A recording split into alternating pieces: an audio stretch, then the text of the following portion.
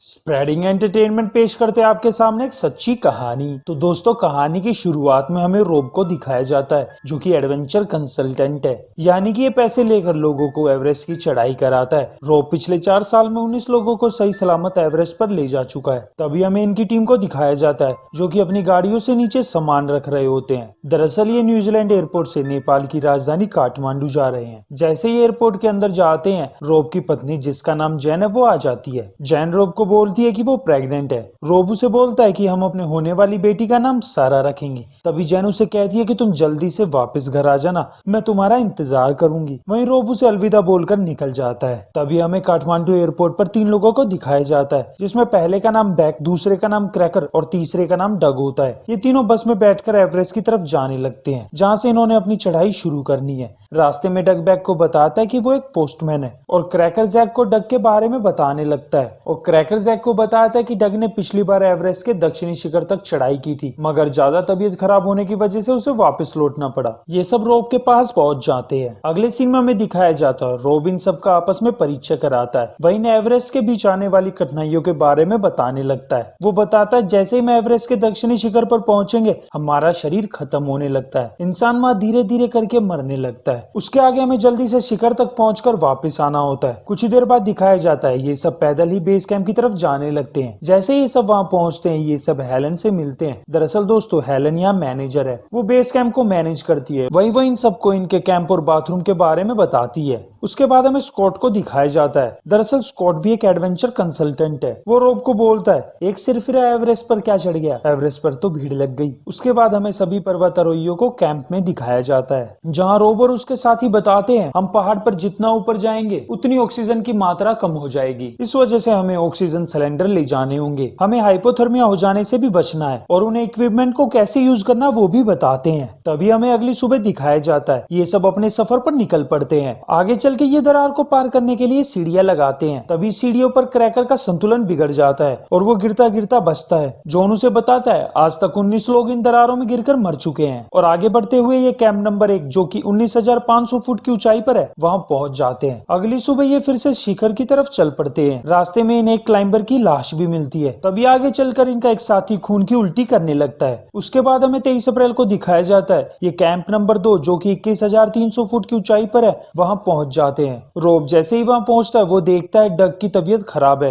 वो उसे कैंप में जाकर चाय पीने को बोलता है और उसे बताता है आज रात तुम ऑक्सीजन पहनकर ही सोना। वही हमें रात को दिखाया जाता है सभी लोग कैंप में डांस कर रहे होते हैं। अगली सुबह ये कैंप 2 से आगे बढ़ने लगते हैं। आगे चल के एक दरार को सीढ़ी की मदद से पार कर रहे होते हैं। जैसे ही बैक दरार को पार करता है तभी लैंडस्लाइड होने की वजह से सीढ़ी हिल जाती है और बैक सीढ़ी पर लटक जाता है। दोस्तों, वो यहाँ जोर जोर से बचाओ चिल्लाने लगता है। रोब उसे जाकर बचा भी लेता है, मगर बैक रोब को ही यहाँ डांटने लगता है। वो उसे कहता है कि मैंने तुम्हें $65,000 इसलिए नहीं दिए कि तुम मुझे यहाँ इंतजार कराओ। वही हमें अगली सुबह दिखाया जाता है रोब और स्कॉट एक साथ अपनी अपनी टीम लेके कैंप में पहुंच जाते हैं और इन दोनों का लक्ष्य 10 मई को एवरेस्ट की चोटी पर पहुंचने का है। तभी रोब स्कॉट को बोलता है क्यों ना हम साथ में अपनी टीम को लेके चले, इससे हमें पहुंचने में आसानी होगी। स्कॉट इस बात से मान जाता है और रात को दिखाया जाता है जैन रोब की पत्नी रोब को फैक्स करती है कि उसने एक लड़की को जन्म दिया है। ये बात जानकर रोब बहुत खुश हो जाता है और सभी लोग उसे बधाई देते हैं। इसी दौरान क्रैकर जो कि पत्रकार होता है वो सबसे पूछता है कि तुम एवरेस्ट पर क्यों चढ़ना चाहते हो। तो डग उसे बताता है कि उसका एक अनाथ आश्रम भी है जहाँ बच्चे पैसा इकट्ठा करके उसको देते हैं ताकि वो एवरेस्ट पर चढ़कर अपना और अपने बच्चों का नाम ऊंचा कर सके। अगली सुबह में दिखाया जाता है रोब और स्कॉट की टीम एक साथ शिखर पर चढ़ने चल पड़ती है। रास्ते में इनके सामने बहुत सारी कठिनाइयां आती है, मगर ये हार नहीं मानते और आगे बढ़ते रहते हैं। आगे हमें डेल को दिखाते हैं जिसकी तबीयत कुछ ज्यादा ही खराब हो जाती है। दरअसल दोस्तों, डेल स्कॉट की टीम का एक मेंबर है। वहीं रोब स्कॉट को बता देता है कि डेल की तबीयत कुछ ज्यादा ही खराब है। वहीं स्कॉट उसे नीचे बेस कैंप छोड़कर आने का फैसला करता है और खुद जल्दी से दोबारा ऊपर लौटने की बोलकर रोब से निकल पड़ता है। आगे चल के रोब और उसके साथी रस्सियों की मदद से पहाड़ पे चढ़ने लगते हैं। तभी पहाड़ में बर्फ टूटकर उनकी तरफ आने लगती है और बर्फ के बड़े बड़े टुकड़े इनसे आकर टकरा जाते हैं। वहीं ये सब नीचे की तरफ गिरने लगते हैं, मगर रोब अपने औजार को बर्फ में गड़ाकर इन्हें बचा लेता है। आगे दिखाते हैं ये अगले दिन कैंप नंबर 3 पर पहुंच जाते हैं जो कि 24,000 फुट फुट की ऊंचाई पर है। तभी रोब स्कॉट से बात करता है, उससे कहता है कि आज नीचे रुककर ही आराम कर लेना, मगर स्कॉट डेक्सामेथ का इंजेक्शन लेकर बिना आराम के ही चलने को बोलता है। वहीं दूसरी तरफ हेलन रोब को बेस कैंप से बताती है कि 10 तारीख तक बड़ा तूफान आने की संभावना है, मगर अभी एवरेस्ट पर मौसम सामान्य है। इस वजह से ये हिम्मत न हारते हुए आगे बढ़ने लगते हैं और कैंप नंबर 4 जो कि 26,085 फुट की ऊंचाई पर है वहां पहुंच जाते हैं। फिर रात को 12:30 पर ही ये ऊपर चढ़ाई करने का निर्णय करते हैं। दरअसल दोस्तों मौसम अब बिल्कुल शांत होता है। ये सोच रहे होते हैं कि हम कल सुबह 2 बजे तक शिखर पर झंडा फिराकर बेस कैंप की तरफ चल देंगे। इसी दौरान इन सबको रात में ही चढ़ाई करते दिखाया जाता है। पूरी रात चलने के दौरान सुबह तक ये एवरेस्ट बालकनी जो कि 27,600 फीट की ऊंचाई पर है वहां पहुंच जाते हैं। तभी हमें बैग को बहुत थका हुआ दिखाया जाता है। दरअसल दोस्तों वो ढंग से देख भी नहीं पा रहा होता है और वो वहीं बैठकर आराम करने लगता है। बाकी के साथी चलकर दक्षिणी शिखर तक पहुंच जाते हैं जो कि एवरेस्ट के शिखर से 1 पॉइंट नीचे ही है, जहाँ रस्सियां बांधकर ऊपर की ओर जाते हैं। तभी हमें इनको चोटी की तरफ जाते दिखाया जाता है और ये चोटी तक पहुंच भी जाते हैं। दोस्तों यहाँ इन सबके चेहरों पर खुशी दिखाई देती है। इन्होंने आज इतिहास के पन्नों में अपने नाम को अमर कर लिया है। रोब यहाँ सबको बधाइयां देता है। तभी रोब हेलन से बात करता है और उसे बताता है कि हमारे काफी साथी एवरेस्ट पर पहुंच चुके हैं। ये बात सुनकर हेलन भी बहुत खुश हो जाती है। तभी ये साथी नीचे जाने लगते हैं। इसी दौरान स्कॉट भी शिखर पर आ जाता है। वो रोब को बोलता है कि इस बार मैं जीता क्योंकि मेरी पूरी टीम एवरेस्ट पर पहुंच चुकी है, मगर तुम्हारी टीम के कुछ बंदे अभी भी नहीं आ पाए हैं। वही ये सब नीचे आने लगते हैं। तभी शिखर से कुछ ही ऊंचाई पर इन्हें डग मिलता है। रोब उसे वापस नीचे चलने को बोलता है, मगर डग उसे बताता है कि वो शिखर के बहुत करीब है, प्लीज उसे ऊपर जाने दो। वो बोलता है कि ये उसका आखिरी साल है, वो अगले साल एवरेस्ट पर नहीं आ पाएगा। वहीं रोब उसकी ये बात सुनकर पिघल जाता है और उसे कुछ ही देर में शिखर पर पहुंचा देता है। वो उसकी फोटो भी क्लिक करता है और वो वापस नीचे आने लगते हैं। इसी दौरान हेलन देखती है कि काले बादल उनकी तरफ तेजी से बढ़ते आ रहे हैं। वो रोब से बात करने की कोशिश करती है, मगर नो सिग्नल की वजह से उसकी बात नहीं हो पाती। दूसरी तरफ हमें दिखाया जाता है बैग अब भी वहीं लेटा होता है। तभी नीचे जा रहे साथी उसे उठाकर अपने साथ ले चलते हैं। वहीं हमें दूसरी तरफ दिखाया जाता है डग की ऑक्सीजन गैस खत्म हो जाती है और वो बिल्कुल बेहोशी की हालत के करीब चला जाता है। तभी रोब माइक को वॉकी टॉकी से बोलता है, मुझे जल्दी से ऊपर ऑक्सीजन ला कर दो, नहीं तो डग मर जाएगा। वहीं हमें स्कॉट को दिखाया जाता है जिसका ऑक्सीजन खत्म हो गया है और तबीयत काफी खराब होने की वजह से वो नीचे गिर पड़ता है और अपने साथी को कैंप 4 से उसके लिए ऑक्सीजन लाने को बोलता है। इसी दौरान यहाँ बहुत तेज तूफान आ जाता है और सब पर्वतारोही तूफान में फंस जाते हैं। तभी रोब ऑक्सीजन खुद लाने का फैसला करता है।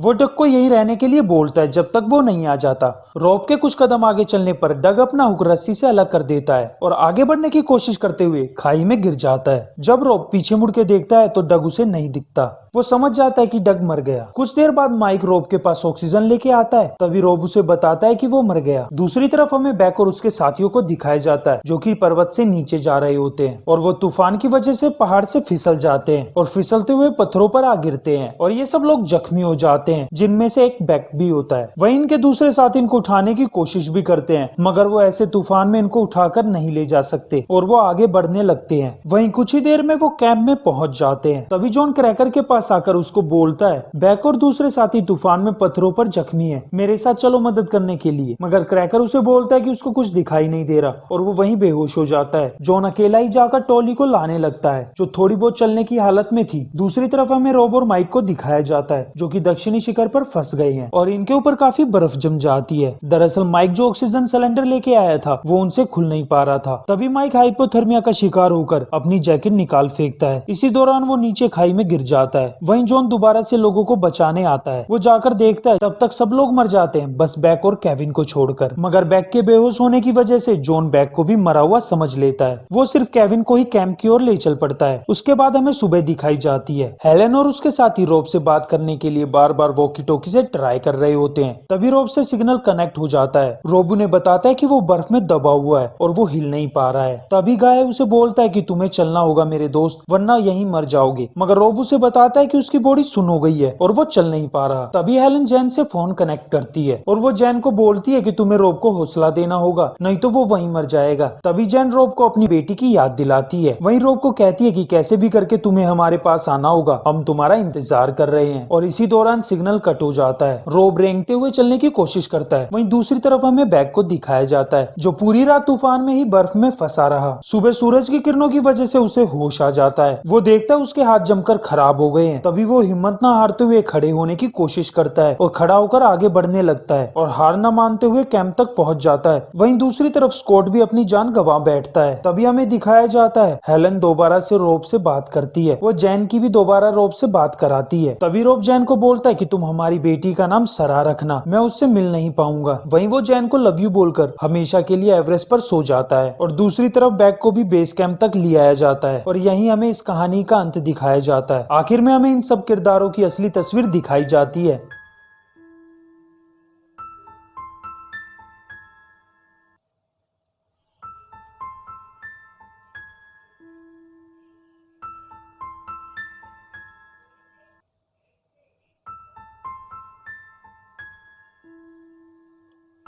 वहीं बाद में हमें सरा को दिखाया जाता है जो आज इतनी बड़ी हो गई है। तो दोस्तों आपको ये कहानी कैसी लगी कमेंट में जरूर बताइएगा और चैनल को सब्सक्राइब कर दीजिएगा।